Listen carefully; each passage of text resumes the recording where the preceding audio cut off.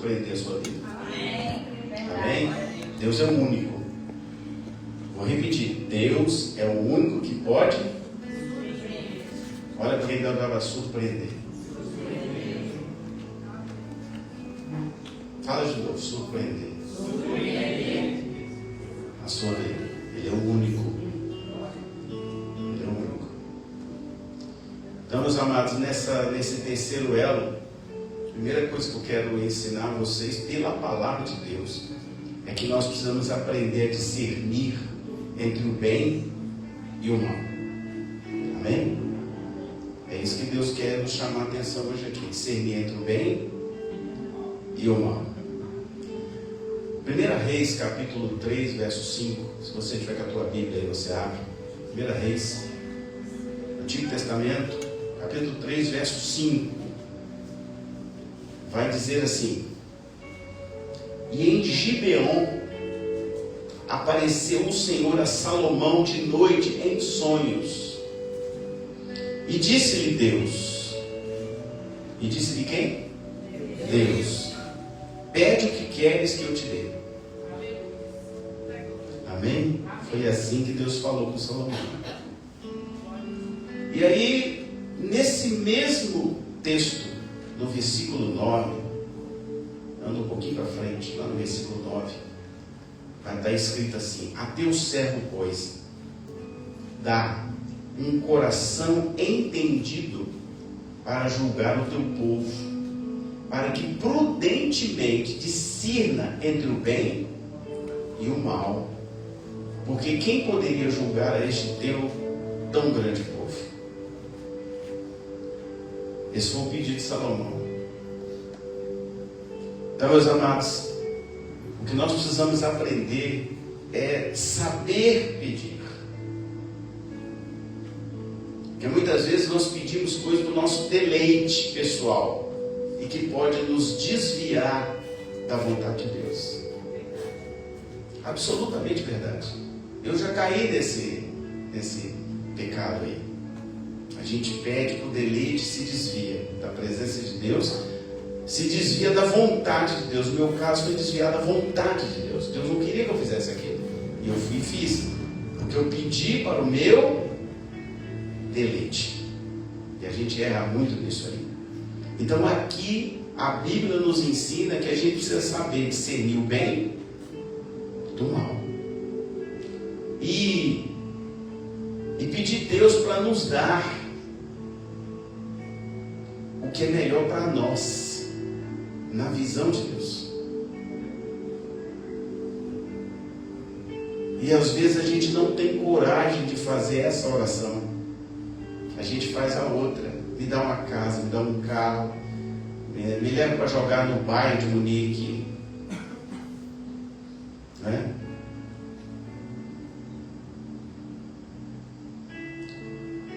Isso pode te tirar da presença de Deus.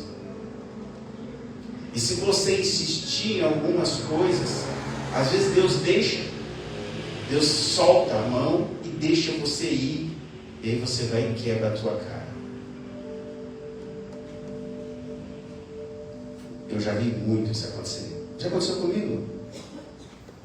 Aconteceu com muitas pessoas. Por isso que na introdução eu vi alguém falando assim: mas aí você vê a prosperidade do ímpio. E às vezes questiona Deus: mas por que ele, que é mau, é próspero, e eu que sou bom não sou próspero?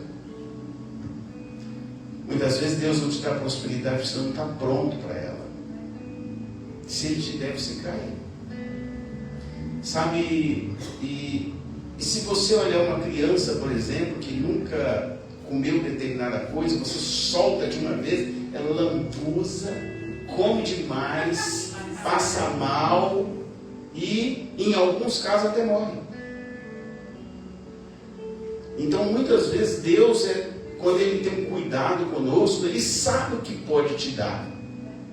Ele sabe que Ele não pode te dar mais do que você muitas vezes não tem, porque senão você vai se lambuzar, vai passar mal e pode até cair.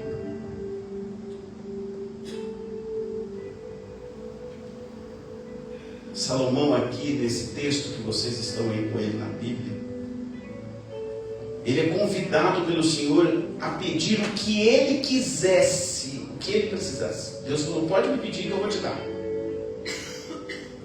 E aí o que ele faz? Ele surpreende Deus, não que Deus não soubesse, mas ele surpreende assim, não, Deus, eu não quero coisas materiais, eu quero um coração prudente. Olha o que ele pede, um coração prudente, um coração entendido, que pudesse discernir entre o bem e o mal. É como a gente falou no início, a pessoa que você olha para ela e já vê o mal nela. O mal está nela. Só de você olhar você sabe. E as pessoas do bem, a maioria das vezes a gente também consegue perceber, essa pessoa é boa, porque ela tem uma conversa de gente boa, tem um olhar de gente boa e tem atitude de gente boa. Por isso que essa semana eu estava lendo um texto que diz assim, tudo é como um sopro. A vida é como um sopro. Na mesma hora que você está vivo, você morre. Se vocês olharem as manchetes dessa semana, vocês vão ver várias pessoas morrendo subitamente novas. Cantor, jogador de futebol, empresário, influencer. Assim, ó, com 17 anos, com 20 e poucos anos, com 30 e poucos anos, cantor. Então a vida é um sopro. E você não vai levar nada daqui. A única coisa que você pode levar é a vida eterna. E aí você olha, hoje a gente estava falando assim, quantas pessoas já passaram por aqui que hoje estão longe da vida eterna? São muitas. Quando eu olho para o Instagram e vejo gente que eu batizei que hoje está no mundo. Mas assim, alguns estão no mundo tenebroso. Porque se fosse pelo menos só no mundo, mas no mundo tenebroso. Gente que passou aqui, que eu batizei. Gente que eu batizei lá no mar. Sim. Viu, Gisele? Lembra? Batizei lá no mar, lá em Balneário. E hoje estão numa vida tenebrosa. Sabe como é o erro das pessoas? É olhar para o ser humano. O ser humano faz você cair. Você tem que olhar para Deus. Porque você não vai encontrar nenhuma igreja perfeita, nenhum pastor e nem pastora perfeita. Não existe. O perfeito é Jesus. Você tem que olhar para Ele. Eu sou cheio de imperfeições. Não vou agradar todo mundo? Claro que não. Sou ser humano igual a vocês. E às vezes as pessoas ficam buscando a perfeição do pastor. O pastor precisa, a Bíblia diz que ele não precisa ser perfeito. Ela diz que ele precisa ser exemplo para os de dentro e de fora. Pode pegar aí no texto. Exemplo para os de dentro e para os de fora. Mas não diz que ele é perfeito. Não diz que ele tem que ser sem pecado, porque eu vou pecar. Claro que vou. Quando vocês acham que eu vou ali e boto o joelho no chão ali, o que vocês acham que eu estou fazendo? Eu estou pedindo perdão, porque eu sou cheio de pecado. Lotado. Eu sou ser humano igual a vocês, eu vivo num mundo pecaminoso. A Bíblia diz que o mundo jaz do maligno. Vocês conhecem a palavra. Então, Salomão aqui nesse texto, conhecedor das limitações dele, mesmo sabendo que ia receber um reino, uma coroa, um trono, ele vai e pede algo humilde para Deus. Ele não pediu riqueza, ele não pediu longevidade, ele não pediu nem a destruição dos inimigos em volta dele. Não. O que ele pediu? Me dê um coração que saiba discernir entre o bem e o mal. Poucos têm coragem de pedir discernimento para Deus. Poucos têm coragem de pedir para Deus sabedoria. Mas a sabedoria ela é tão importante porque ela te conduz. Porque se você estivesse debaixo da sabedoria de Deus, essa sabedoria vai te conduzir em Deus para lugares altos. Se você tiver a sabedoria de Deus, você vai ter um excelente marido, você vai ter uma excelente esposa, você vai ter um excelente casamento, você vai ter uma excelente empresa, você vai ter uma excelente profissão, porque você vai ter algo que é muito precioso. Você vai ter a sabedoria, porque a sabedoria vai te permitir discernir entre o bem e o mal. Então, na hora que você achar um homem ou uma mulher na tua frente, com pouco tempo você vai saber se ele é bom ou se ele é ruim. Então, isso é o maior tesouro que você pode ter. Amém? Esse é o tesouro. O tesouro é você ter essa capacidade de discernir. A palavra é discernimento mesmo, entre o que é bom e o que é ruim. Ah, vou fazer negócio. Esse negócio é bom ou é ruim? Eu vou tomar uma decisão. Essa decisão é boa ou é ruim? Então foi isso que Salomão pediu para Deus. Eu só quero sabedoria, Pai. Eu só quero ter o discernimento do Senhor para eu tomar a decisão correta no meu reinado, na minha vida. Então, quando se tem um projeto de vida,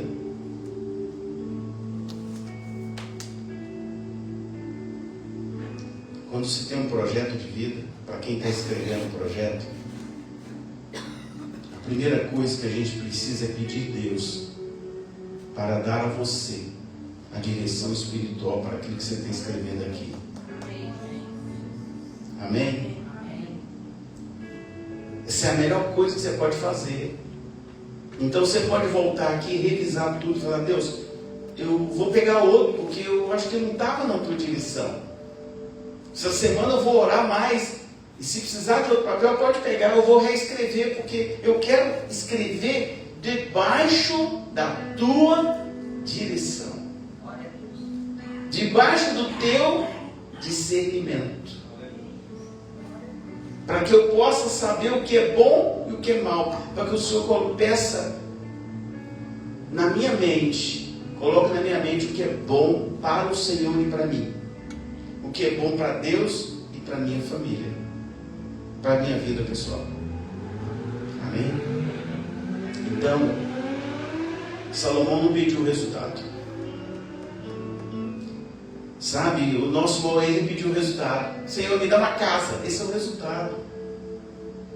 Senhor, me dá a sabedoria para eu trabalhar e ter a minha casa.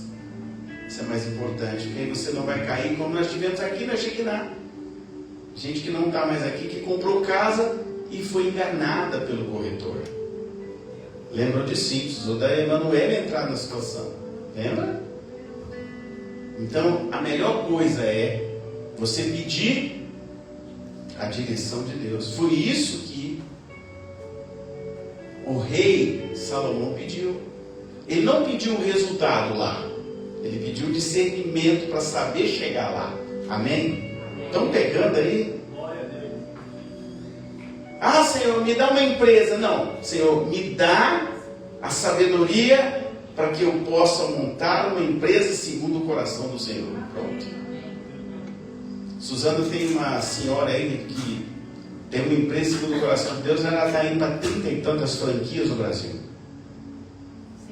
50 e tantas franquias no Brasil. Que ela pediu a direção de Deus. Vai lá na empresa dela. Não tem como você duvidar que ela é crente, porque tem coisa de Deus para todo mundo dela. Ela não esconde de ninguém que Deus fez tudo aquilo. E para quem gosta, né, basta lembrar do dono da Colgate, né, que falou assim: eu não quero dar 10% não. 10% todo mundo dá. Eu quero dar 50% do meu lucro para Deus. Aí não precisa nem falar o que é Colgate, né? Está aí até hoje. E interessante que ele deixou isso fundamentado na empresa. Os filhos continuam obedecendo o princípio que o pai estabeleceu lá no passado. Tenho certeza que na sua casa deve ter uma pasta da Colgate. Pois é. Ele não deu 10, deu 50 do lucro. Tirava o lucro, 50% para ele, 50% para Deus. Deus era o sócio número 1 dele. Tá? Isso é um princípio. São princípios que regem a nossa vida. Qual o princípio que tem regido a sua vida? Você tem coragem, né, de chamar Deus para ser seu sócio? Jesus, Senhor, não sei. Bom, eu vou levantar a mão, Senhor. Levanta a mão, obreiro. Não, estou levantando. Já pensou você chamar Deus para ser seu sócio? Ou dízimo é doído para aprender. Quem aprende e faz isso fluir naturalmente, Deus cuida. Não, é interessantíssimo a gente ver Deus cuidar. Interessantíssimo. Os detalhes são os detalhes, Deus. Então, de novo quero repetir, não peça para Deus o resultado, irmãos. Peça o caminho. Sabe? Porque quando a gente pede o caminho, a gente pede a ajuda de Deus para que Ele defina o que é bom e o que é mal para nós. Será que é bom que eu tenha uma casa agora? Será que é bom que Deus vai me dar um carro e eu vou ter que vender minha moto? Será? Esse será é verdadeiro. Porque vai ter que carregar, né? Outras mais coisas em casa, né? Mais coisas. Não, eu não estou falando. Às vezes o carro tem que. Às vezes o amigo tem um bebê, né? Né? Não tem? Né? Às vezes alguém da família, né, precisa, algum amigo, né? Ele já está lá com isso no carro, né?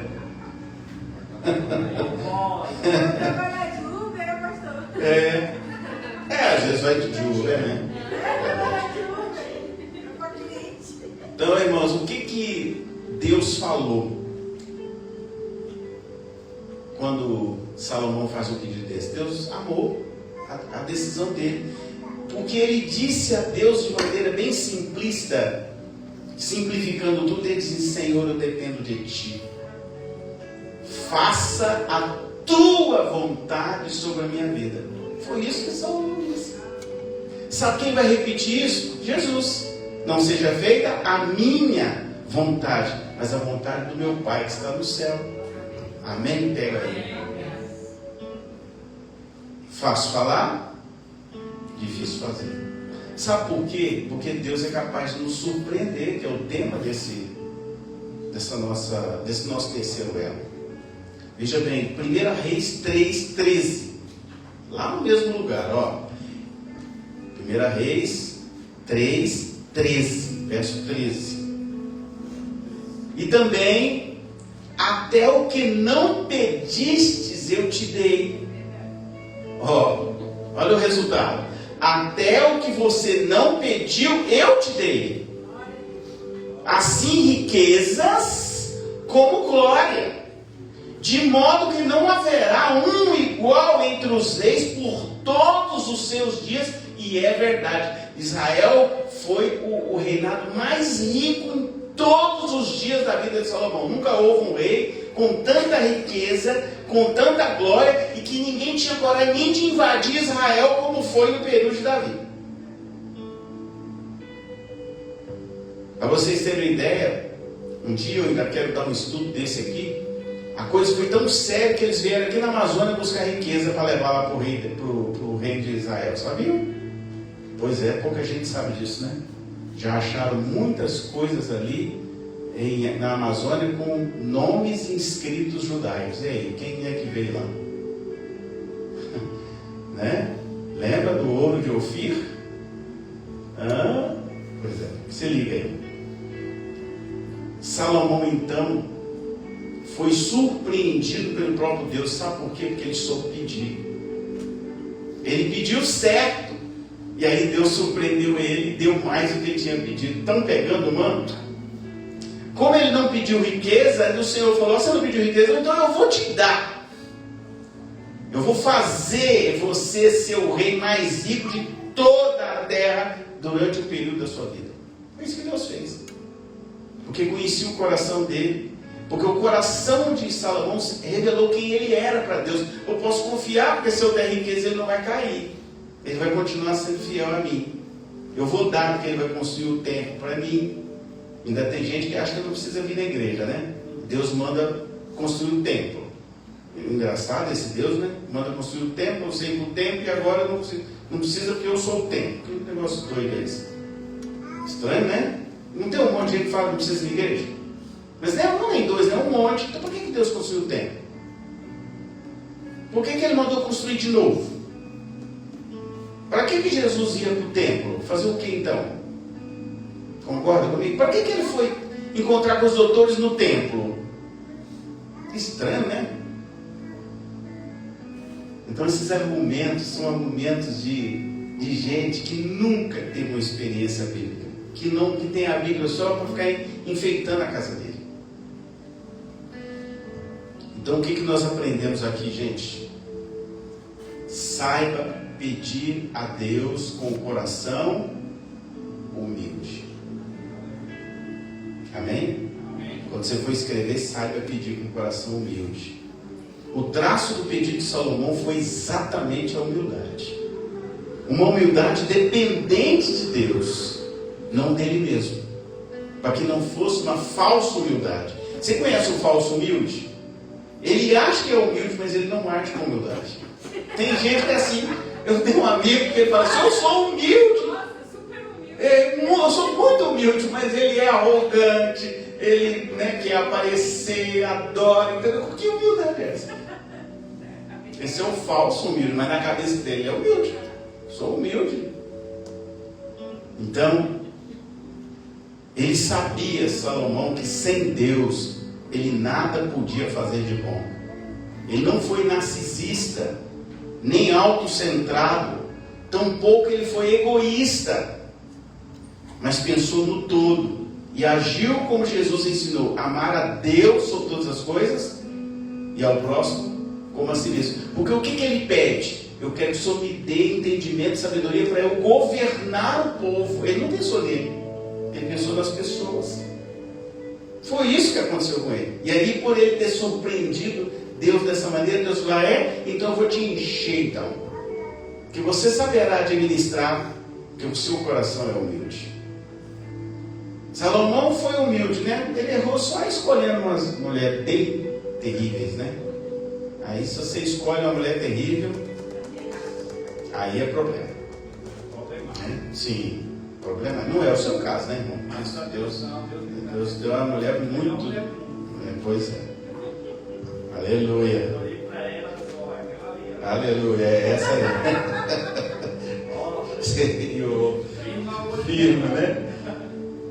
Então, meus amados, e Jesus ensinou mais ainda, né? Se você quiser abrir sua Bíblia aí, João 15:5. Jesus vai dizer assim, ele mesmo vai dizer: eu sou a videira, vocês são os ramos.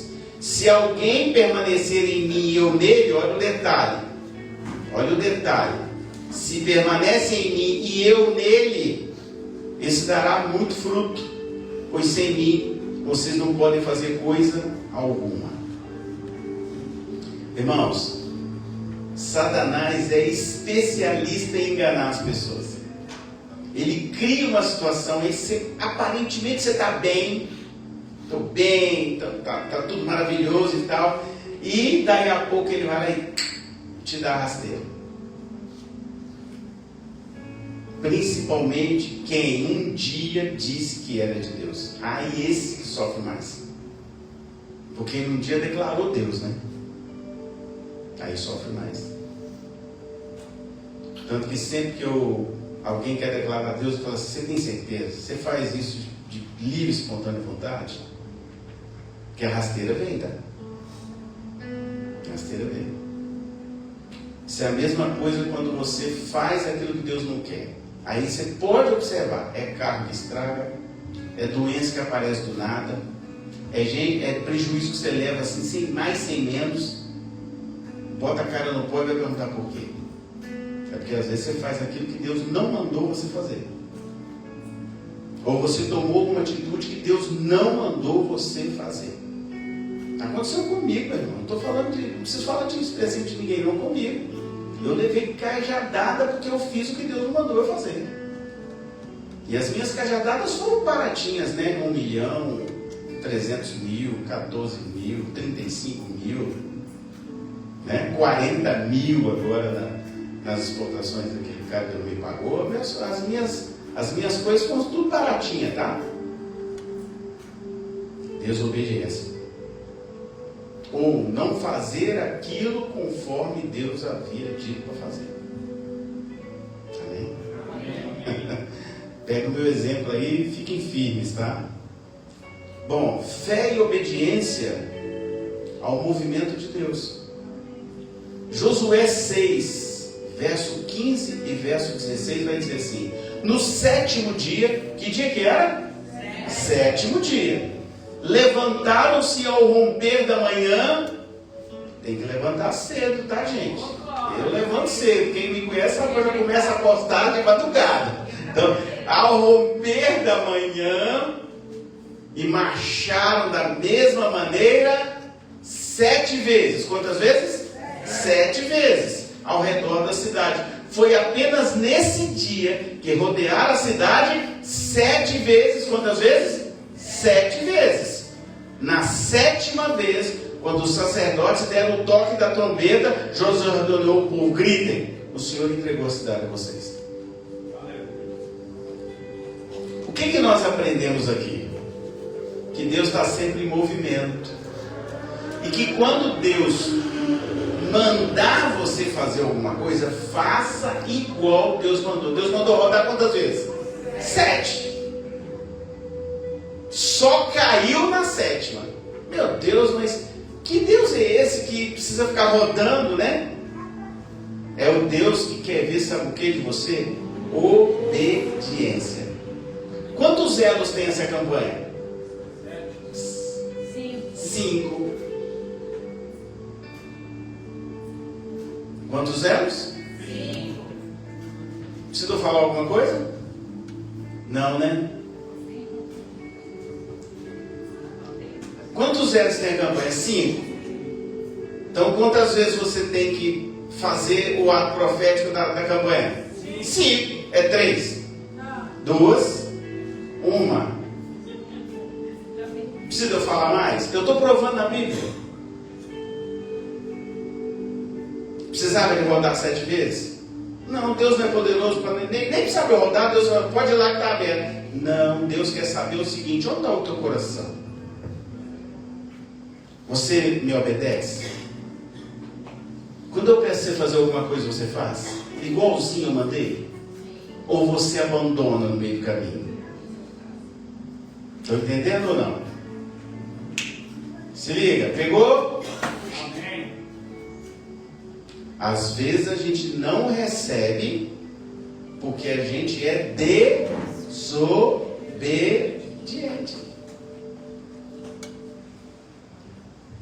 Observem aqui, para deixar bem claro para vocês: Deus mandou dar 7 voltas na cidade.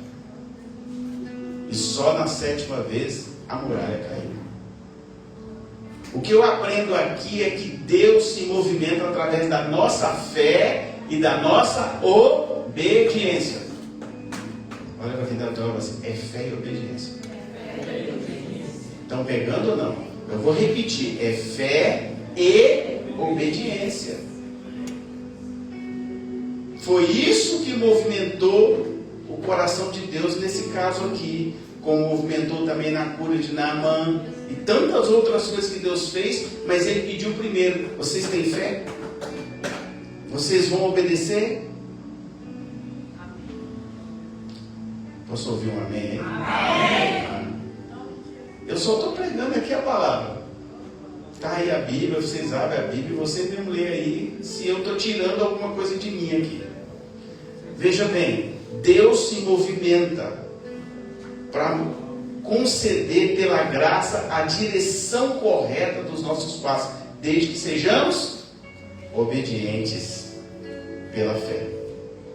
Pela fé, Abraão saiu da terra dele e foi para outro lugar. e virou uma grande nação. Foi pela fé. Fé e obediência. Guardou essas palavrinhas aí? Como é que é? Eu não sei, fé e obediência. Amém? Noé, fé e obediência.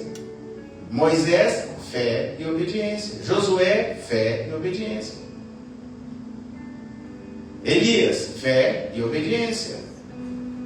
E assim vai. José, fé e obediência. Jacó, fé e obediência. Pegou? Amém. Então balança quem está do teu lado de novo, é fé e obediência, meu.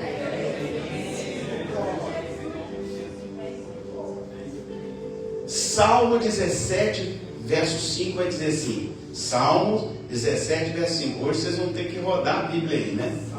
Salmo 17, verso 5 diz assim: dirige os meus passos nos teus caminhos, para que as minhas pegadas não vacilem. Onde é que a gente tem que andar?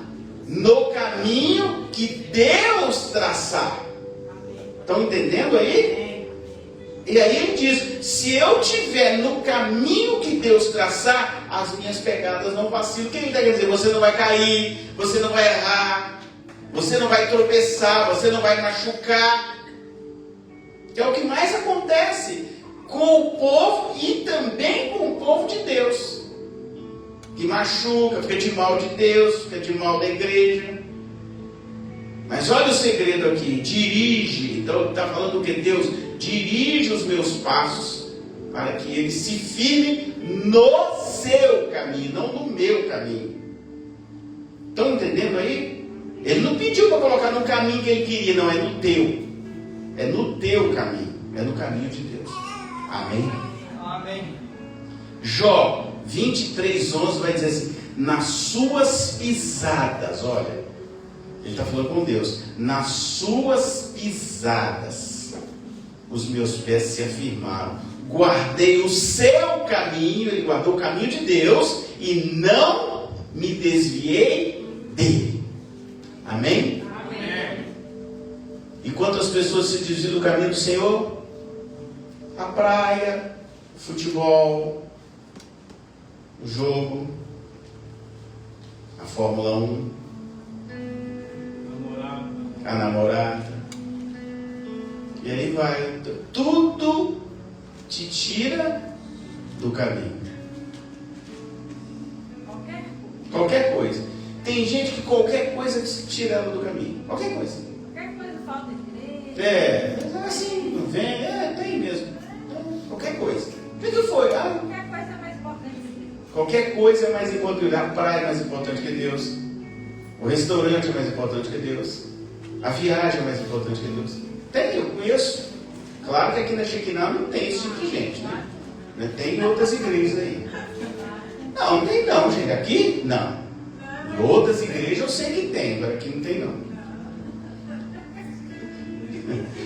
Eu não sei por que ela está rindo, né? Mas aqui não tem. A pastora está falando de outras igrejas. Gente que eu conheço de outras igrejas. Aqui não. Não é, irmãos? Aqui não tem não. Graças a Deus, amém. Amém. Que precisamos cumprir, irmãos, é pormenorizadamente. Olha que palavra difícil. O que o Senhor estabelece, entender o que o Senhor vai movendo em nosso favor nos dias em que permanecemos no propósito dele e quando pedimos que ele guie os nossos pés no caminho. Um dia desse, um determinado pastor aí, ele que está lá no nosso grupo, ligou: pastor, eu estou passando por isso. Aí quando ele está falando, o Espírito Santo de Deus falou assim: pergunta para ele por que ele me desobedeceu. Eu falei: nossa Deus. Não, aí e ele falando: pois é, porque eu estou passando por isso. Aí o Espírito de novo todo falando: pergunta para ele por que ele me desobedeceu. Aí eu falei: meu Deus. Eu falei: irmão, peraí um pouquinho, deixa eu fazer uma pergunta. O Espírito de Deus está me falando aqui para passar para você a seguinte mensagem: por que você desobedeceu a ele? Aí ele parou de falar. Aí ficou mudo, parou. Falei: irmão, você entendeu a minha pergunta? Aí ele, já sabe quando fala com aquela bolinha, né? já engasgou. Eu falei, o Espírito Santo mandou eu te fazer essa pergunta: por que você não obedeceu ele? Aí ele, pronto, aí acabou. Aí não falou mais nada, estava igual uma maritaca. Aí parou, não falou mais nada. Aí ele falou, pastor, eu acho que eu desobedeci a Deus. Eu falei, não acha não, ele está falando comigo que você desobedeceu a ele. Por que você desobedeceu? Por isso você está passando por isso. E aí Deus fala comigo assim, avisa para ele que eu toquei na saúde da esposa. Ela vai começar a adoecer hoje. Eu falei, nossa. Eu lá naquela salinha, eu falei assim, meu Deus, Senhor, é isso mesmo? Fala com ele. Aí eu falei, irmão, Deus está falando que vai tocar na tua esposa hoje. Ela começa a ficar doente hoje, para você aprender a obedecer ele. Ah, pastor, tem misericórdia. Ele falou, ele não pediu para você, ele falou para você não pedir misericórdia, para você orar e voltar aos caminhos e não fazer, e desfazer o que você fez. Você fez algo que Deus não gostou, você vai ter que desfazer. Só quando desfazer, tua esposa volta ao normal. Aí eu falei, Jesus, tá bom, tá, desligou. Aí 3 dias depois, eu liguei para ele. Ei, irmão, tá tudo bem? Ah, pastor, bem não, né? Minha esposa está no hospital. Falei, ela vai sair, mas você tem que desfazer o que Deus mandou você desfazer. Já estou desfazendo, já desfiz 3 coisas, só falta uma. Então desfaz. Ele desfez a última, aí a mulher voltou para casa. Pastor, Deus é quem toca. Por isso que vocês não precisam preocupar com o pastor. Ah, vou falar mal do pastor. Não, esquece. Deixa que Deus sabe onde toca. Tocou na saúde da esposa dela. Amém? Tem que falar amém, porque foi a vontade de Deus hoje. A pior coisa do mundo é ser profeta. Deus, não quero mais. Deixa eu quieto. Se eu só pregar, só tá bom. Só pregar tá bom. Gente, não toma decisão precipitada, gente. Sai da presença de Deus, não. Sabe? Não toma decisão precipitada. Não faz nada que Deus não mandou você fazer. Porque o sofrimento é muito pesado. Porque Deus sabe onde vai te tocar. Né? Não prometa a Deus que você não vai cumprir. Não faça isso pelo amor de Deus. Não prometa. Ah, porque eu vou. Não fala. Não faz igual esse pessoal fica fazendo aí na virada do ano, que eu vou fazer isso, vou fazer. Não fala. Fica calado então, não fala nada. Porque tudo que você falar que vai fazer, se você não fizer, Deus vai te pegar. Porque Deus honra a palavra. Meu Deus honra a palavra dele. Tudo que Deus falar, Ele vai cumprir. Então, cuidado com isso aí. Para não ter problema, né? Firma os teus pés no caminho do Senhor. O que eu preciso fazer, pastor? Para receber o novo, precisamos ter a coragem de mudar a nossa lente e enxergar o que é mais importante. E o mais importante não é o resultado final, mas a jornada de fé e de obediência a Deus, como os 2 traços muito importantes que a gente aprende aqui na palavra: sabedoria e humildade. Amém? Tudo tirei da palavra. Estas antecedem a honra. Então vamos lá. Pegou? Então quando você sofre, quando você passa por vilipêndio, quando você... Fica tranquilo, se você estiver na direção de Deus, acalma o teu coração, porque isso precede a honra. Deus só vai honrar aqueles em que Ele pode confiar. A pastora colocou alguma coisa de deserto, né? Essa semana, acho que foi ontem ou hoje. Amém, irmão? É aquilo ali. Deserto é lugar de aprendizado. Deserto precede a terra prometida. Você não vai chegar na terra prometida sem passar pelo deserto. Não, eu também passei. Provérbios capítulo 15, verso 33 vai dizer assim: o temor do Senhor ensina a sabedoria e a humildade antecede a honra. Amém? O que você precisa fazer para alcançar o que você quer? Seja intencional em 2024.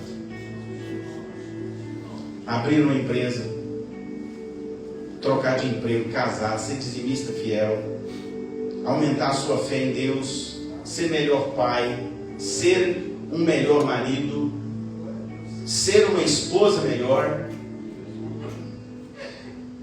ler a Bíblia regularmente, fazer o devocional diário.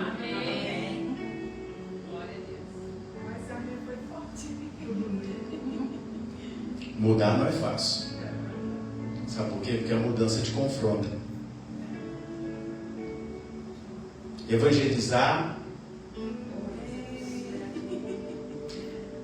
Tem gente que tem que chamar de evangelismo aqui. Tem que evangelizar. Senão, Deus vai dar, depois ele vai fazer assim. Ele vai encolher a mão. Cuidado. Depois Deus deixa. E ele fala, vai me obedecer? Não, então ele puxa, cuidado aí. Confronta a nossa zona de conforto. Sabe onde é a nossa maior zona de conforto? O nosso eu. Mas eu estou tão quietinho aqui. Deus nos confronta. Nós já passamos tanto por isso. Eita. A gente quer ficar no lugar. Quer ficar no lugar, Deus manda ir para outro. Aí a gente não vai, aí dá radicalidade. Deus nunca tratou a gente assim como pessoas normais, sempre foi com radicalidade. Sai e vai. Não vai não? Então eu te tiro isso e você vai. Se demora muito, ele bate. Até sequestro ele já deixou acontecer da minha família. Eu não estava para a gente poder sair do lugar, né? Igrejona daquela que eu tinha, quem queria sair? Só igrejona, meu filho. Como é que eu ia sair de lá, né? Aí Deus falou assim, não, então eu vou deixar sequestrar a sua família, você vai ver se você não sai. Vaza fora. Desobedecer. Pois é. Igual o pastor. Pois é. Aí a família que pagou o pato. A família que pagou o pato. Eu desobedeci, minha família pagou o pato. Ela e a Carol. Carol e João. Carol e o João também. O João também estava no carro. Fazer o quê, né? Veja bem, o que eu preciso fazer? Deixa Deus confrontar a sua fé autêntica. Sua fé autêntica? Amém. Bom, 3 pessoas falaram amém, né? A fé autêntica. Então guarda a fé na palavra de Deus. 1 Reis 3,14, mesmo texto lá de trás, diz assim: e se andares nos meus caminhos, guardando os meus estatutos, os meus mandamentos, como mandou Davi teu pai, também prolongarei os seus dias na terra. Viu? Tem uma condicional de Deus, a escolha é sua.